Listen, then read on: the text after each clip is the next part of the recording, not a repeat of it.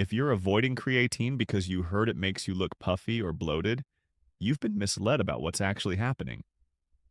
The water retention concern is real in the sense that creatine does cause your body to retain more water. But where that water goes is everything. And it's the detail that almost every piece of fitness content gets completely wrong. Let's start with the osmosis. When creatine loads into your muscle cells, it increases the solute concentration inside those cells.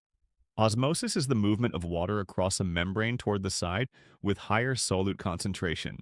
So when creatine concentration inside your muscle cells rises, water moves in from the surrounding fluid to balance the gradient. This is not a side effect. This is chemistry following its rules. The critical word in what follows is intracellular, meaning inside the cell. The water that creatine draws into your muscles is inside the muscle fiber itself, not in the subcutaneous space between your muscle and your skin. Subcutaneous water is what creates a soft, undefined, puffy look, and creatine does not send water there.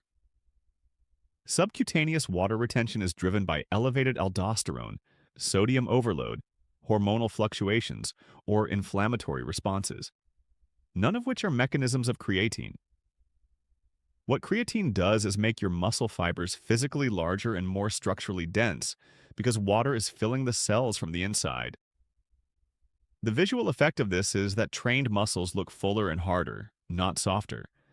This is why athletes who are lean enough to show muscle definition consistently report looking more defined while on creatine, not less. The fullness is coming from inside the muscle architecture, pushing it outward. Now, here's where it gets more interesting than just cosmetics. Cell volumisation, the scientific term for this intracellular swelling, is not merely an aesthetic phenomenon. A hydrated, volumized muscle cell is a different biochemical environment from a dehydrated one.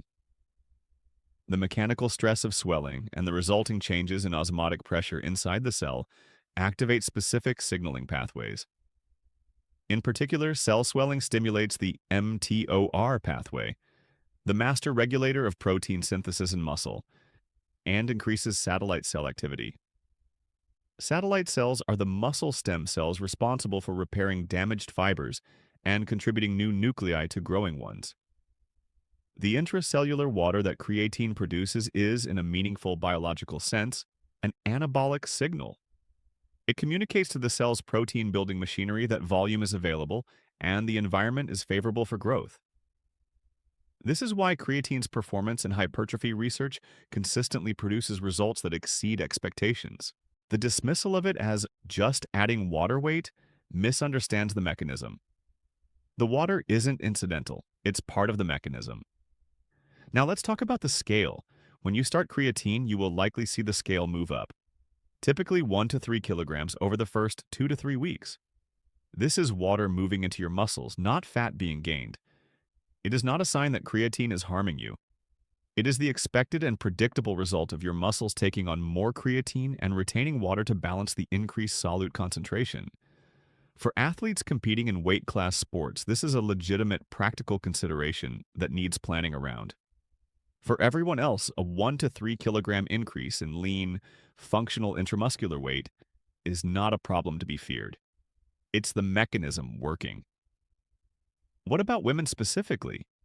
The fear of looking bulky or puffy from creatine is especially common among women, and the biology doesn't support it. There is no sex-specific mechanism that would make the water go somewhere different in a female body. The osmotic principle is the same. The water enters muscle cells. Studies on female creatine users show the same intramuscular water distribution, the same performance improvements, and in several measures, stronger cognitive benefits than in male cohorts. The visual concern is not grounded in the physiology of the molecule. What is grounded in the physiology? Creatine supplementation in women produces measurable improvements in strength, power, training volume, and recovery. With the same intracellular water retention that makes muscles look fuller, not puffier, the water is inside the muscle. That's not a side effect to manage, and it's the mechanism in action. The puffiness narrative gets the direction exactly wrong. Fuller muscles, harder muscles. That's what creatine's water effect actually looks like.